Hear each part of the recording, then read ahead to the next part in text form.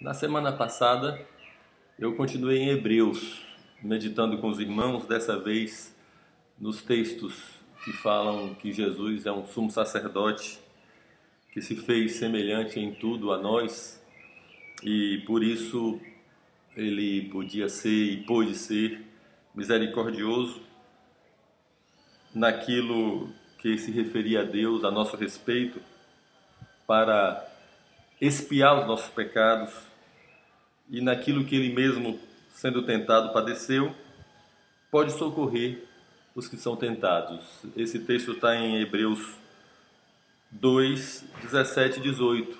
No capítulo 4, 14 a 16, repete a mesma ideia, dizendo que Jesus, como grande sumo sacerdote, penetrou nos céus e por isso a gente pode reter firme a nossa fé, a nossa confiança, pois ele é um sumo sacerdote que pode se compadecer das nossas fraquezas, porque como nós, em tudo foi tentado, mas sem pecado, não pecou.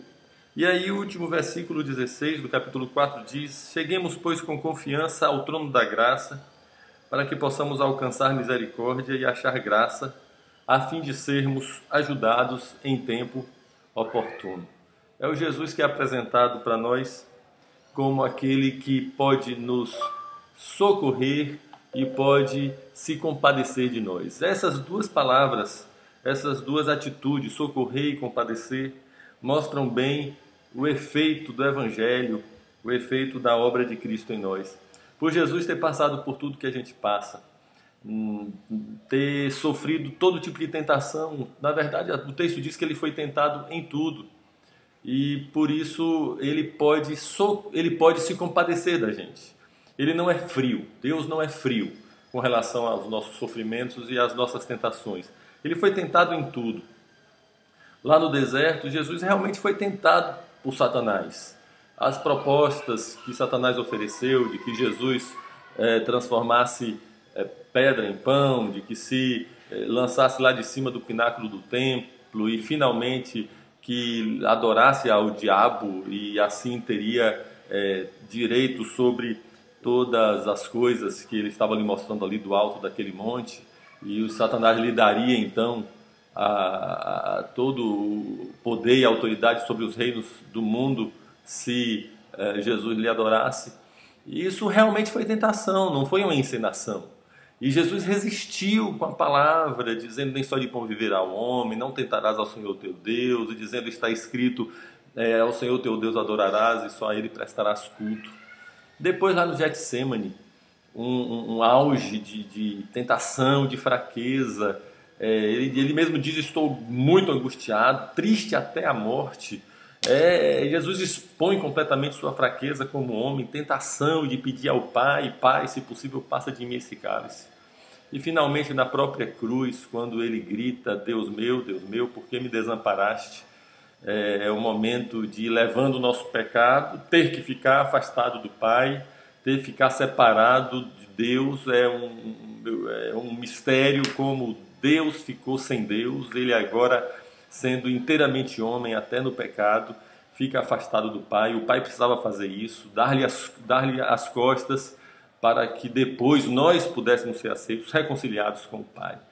E Jesus, então, ele sabe todas as tentações que a gente passa, e ele se compadece, ele é misericordioso. A gente, portanto, não precisa ter vergonha de expor para ele, expor para os irmãos as nossas fraquezas. A gente não precisa fingir uma coisa que não é.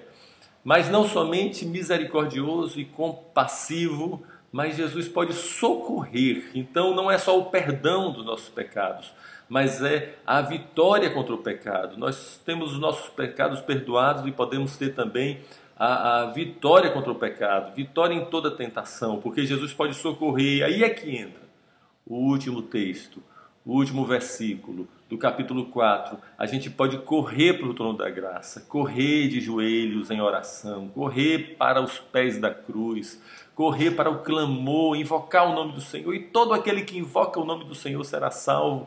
E a gente então correndo para a presença de Deus, o trono da graça, nós alcançamos graça em tempo oportuno, na hora que a gente precisa. Esse é o nosso Jesus, ele se compadece de mim e de você, e ele ajuda a mim e a você, e ele nos transforma à sua imagem e semelhança, e assim nós caminhamos em fé, em plena certeza de fé, nesse nosso sumo sacerdote, Jesus, que se apresentou diante do Pai com o seu próprio sangue para nos lavar os pecados e para nos reconciliar com o Pai.